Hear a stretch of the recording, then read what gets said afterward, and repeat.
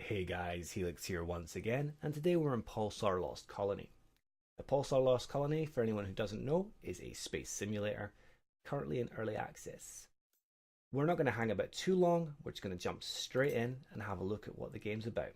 So we're going to start a crew, and as you can see, you've got 6 ships to choose from. Having spoken to a few other gamers and read a few bits and pieces, I believe in the full launch there's going to be around about 15 ships. Each of the ships are with a different faction, should we say. The Intrepid, from memory, is with the Colonials. You get the WD. I can't remember what their actual name is. We've got the Stargazer, the Roland, the WD Destroyer, and the Carrier. As you can see, that's the biggest of all the ships. And I would say that the WD Destroyer is probably the ship that can take the most abuse from enemies. You can also name your ship anything you want, so let's change that name to Her Majesty's ship Butterfingers. And game name. That's just so your friends or randoms can see what you're naming it. We call it HRL because I play with the HRL chaps. We're going to put it as private crew at the moment. We're going to make the password. There we go. You can put on Iron Man. I'm not quite sure what Iron Man does. Don't think it tells us there. But we're just going to engage.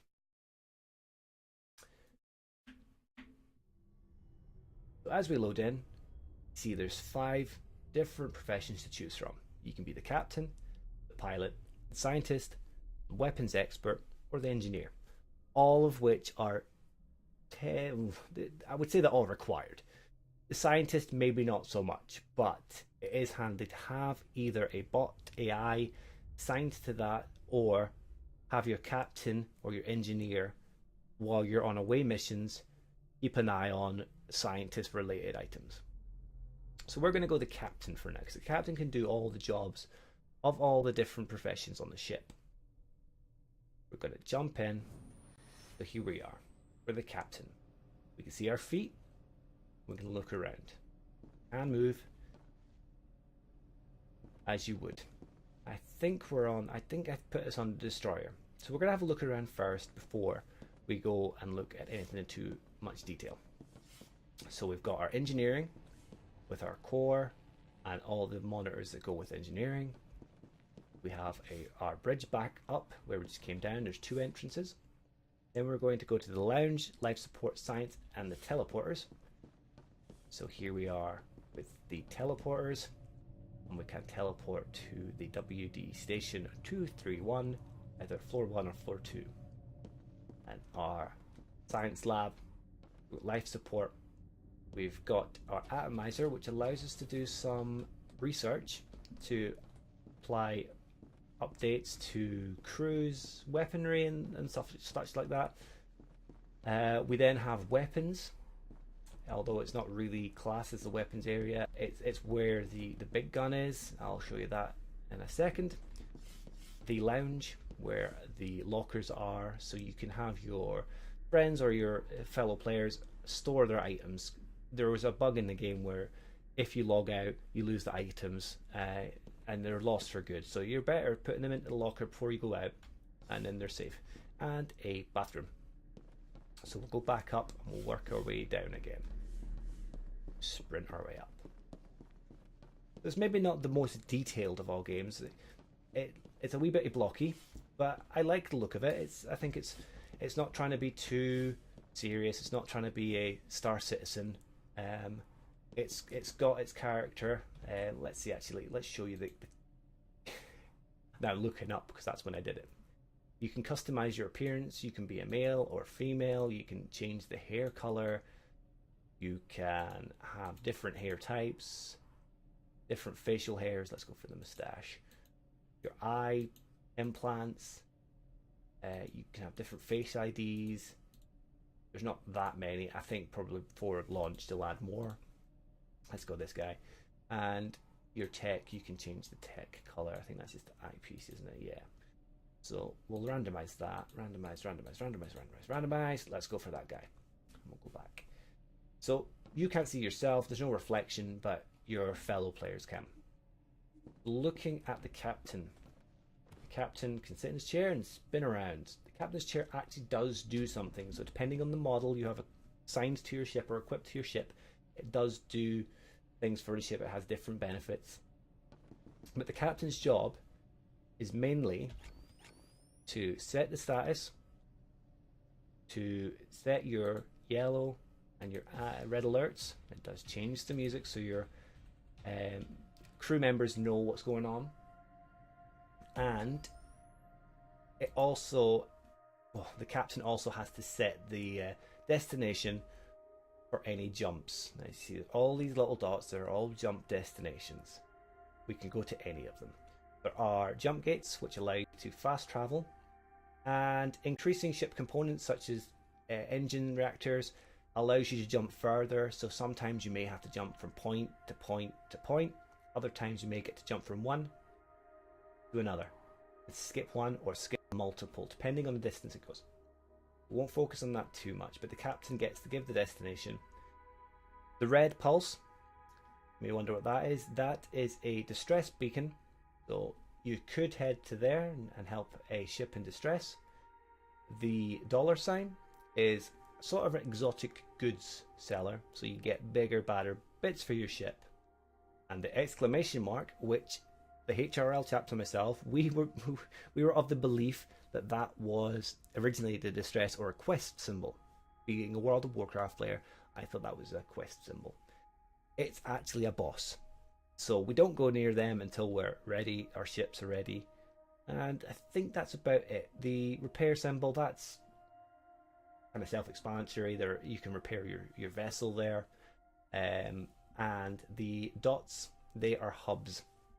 Now the WD, they are orange. That's where we are at the moment. So they tend to stick to the orange ones. There's one there and that's it. The colonials are blues, so they go to the blues. And I think the whites are neutral and they go to the whites. I don't know if they can go to colonials, but that's where you pick up your quests. We're just going to stick to the ship first. We're not going to go into the surface. If anyone's interested, I'll then do another video on kind of looking more in depth at the game. But yeah, so we're going to now look at the pilot. The pilot is exactly what it kind of says on the tin. We're going to show our sectors. You get your methods of moving. We're going to leave it as binary at the moment. You press R. So here we go. The pilot can look around the ship. You can zoom in. The weapon specialist gets a similar view. This one unfortunately doesn't have our name on it. Some of the ships actually have the name. But here we go. We can change. We can move. WASD changes the vector thrusters. And you can rotate. And then on this selection, your left and your right mouse buttons are accelerate and decelerate. That's the pilot's job. Wherever the captain sets, we're here at the moment, let's set that as our destination. The pilot will see a square or diamond, whatever you want to call that, and you just aim at that direction. Sometimes you may be in a fight, you may want to jump away quickly. That's what needs to be done. Now, part of the engineer's job is to initialize and instigate the charging of the warp drive. As you see, it's charging up here. The captain can do it too, and only the captain has the ability to unlock the blind jump. Now that's if you're in a fight with a boss and you know you're not going to win, you can blind jump. Chances are you may destroy your ship, but you may not. It's a risk you've got to take. But it's fun to do. It adds a little bit of tension, a little bit of fun to it. But once it's charged, I could hit the jump to sector 633. I'm not going to.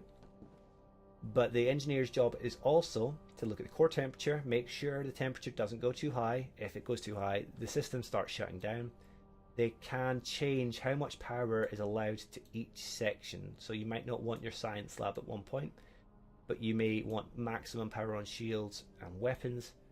And then engineering, you may not want to move too much, so you can allow more power to your weapons and your shields. engineer will also manage the extreme healing, which you don't tend to need for most of the time, only when you're injured. You always require the oxygen. Climate control you don't tend to need, and you can see our total usage is going up. You don't always need your spotlights unless you're in a sector that is very dark. Projectile aim assist only if you've got the guns that allow such. Cyber defense you want that on because you can get viruses. Interior lights, you can use your flashlight, you don't necessarily need it on. And missile lock, you want that on. Now if your engine does get too hot, you can hit the high, the low, or the off on the pump of the coolant reserves, and that'll cool your engine down. Also, you have your fuel capsules, how many jumps you can make on your current fuel. Like FTL, you need to get fuel to enable you to do jumps, and you can buy that from different vendors, either from the repair or from the main hubs. The distress signal, you can have that on if you want, if you're really in distress, but I've never seen anyone come to our aid. We'll move across. This screen here will show the integrity of each of your sections. So your science, your your engineering and your weapons, and then you do have a repair gun and a fire extinguisher. You can put out fires and you can repair them, and that keeps a track on all the damages, shows your hull, your shields, although that's also shown at the top right hand corner there next to HMS Butterfingers. It also shows that your shields are online, your O2 is stable, and your reactor is okay. Your viruses screen, if you have a virus on you, you can see which virus and you can counteract them if you have the required defense. Computer, I'm not so sure what this is, so here we go. Energy defense or physical defense plus signature, negative signature, so it shows your EM signature. Maybe if you're being hunted down, that would make sense. You can scan the area. Sometimes you need to scan planets or other ships, other vessels in distress, enemy vessels, and you can see how many life forms are there. Weapons, what the acidity or aridness of the planet is, so if you need to wear your environmental suit. That's the sort of things you get from the active scan. Now it's taken a long time here, it's scanning a lot of items in the area. There we go. So there's the repair depot and trading station. Nobody on it. It doesn't appear to be hostile. And then, oh, okay, it's disappeared. Won't worry.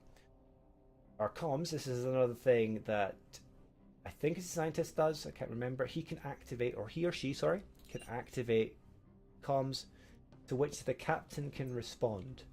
Captain can sit in his chair or her chair and read what's on that screen and then respond appropriately on the right hand screen. This is where you see your ship components, and you can pick up ship components into your ship's cargo and then change them over. I won't show you that too.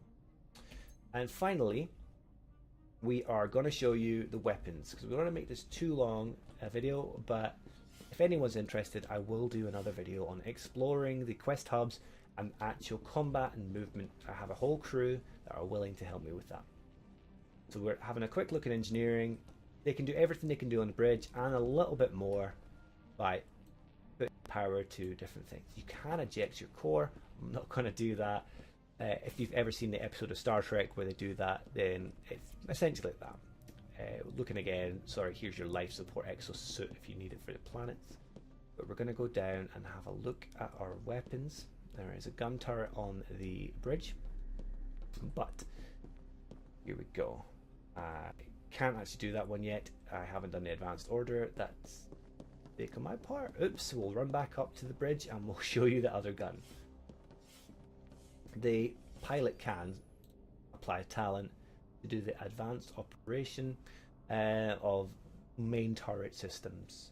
They can also increase the run speed of your crew. Each of the different classes gets an ability, although I can't see them at the moment. Oh yes, sorry, the captain can also assign credits to the crew.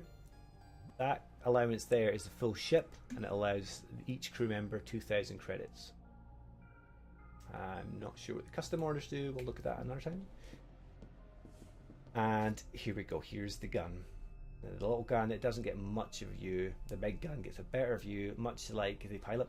And you fire away. It has a charge time depending on what gun you're on. Depending on the gun that you have, it will change the percentage of charge. It'll change the damage. It's quite a technical game while also being quite a fun, easygoing game. For those that like space simulators or just like having fun with friends, I would highly recommend it. But as I say, I play it with HRL chaps, and if you do want to see more, please leave a comment and I'll look at doing another video.